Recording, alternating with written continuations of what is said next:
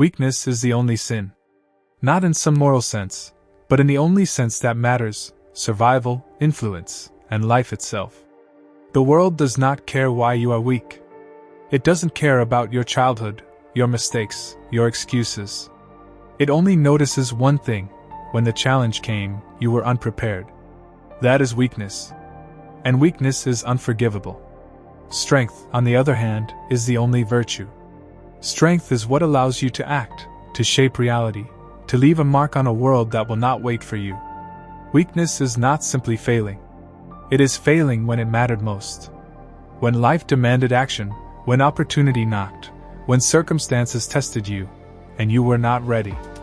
Many of us soften this truth. We blame luck, timing, or the world. We tell ourselves that circumstances made us weak.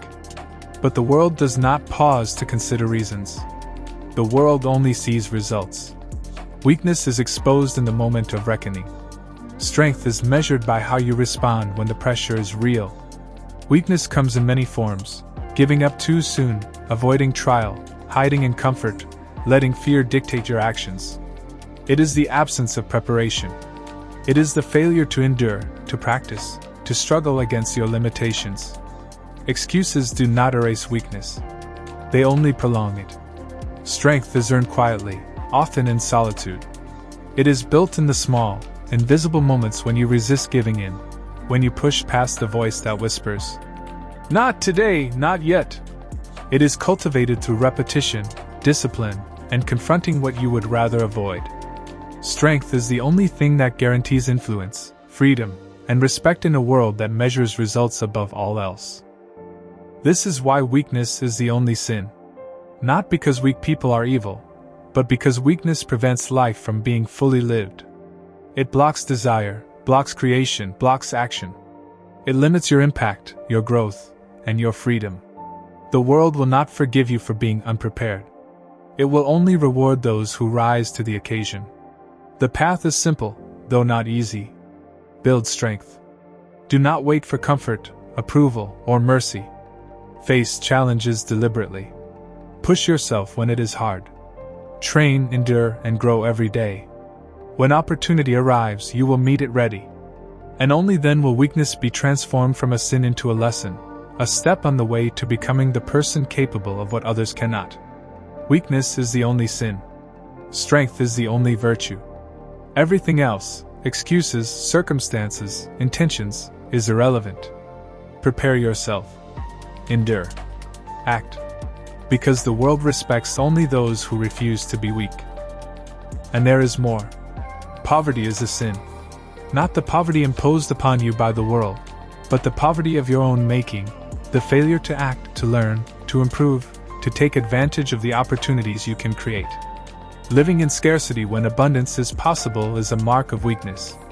Every day you do not rise, every skill you do not master, every chance you do not seize, you compound your poverty. The inability to do something is a sin. To claim you cannot, to accept that limits define you, is a surrender. Every excuse, every justification, every "I'm not ready yet," is a step toward irrelevance. The world rewards results, not intentions. The world respects action, not contemplation. To refuse to grow when growth is possible is the same as failing when it matters. That is weakness. That is sin. Succumbing to fate is a sin. The world does not bend for the timid, the patient, or the hesitant. Life will deliver no mercy to the unprepared. If the universe seems against you, rise anyway. Resist your circumstances. Rise against your destiny. Change it if needed. The only way to honor life is to assert yourself, to push past what you were given, to create a world that aligns with your strength. Weakness is the only sin. Strength is the only virtue. Poverty is a sin. Inability is a sin. Acceptance of fate is a sin. There is no other path to dignity, freedom, or impact.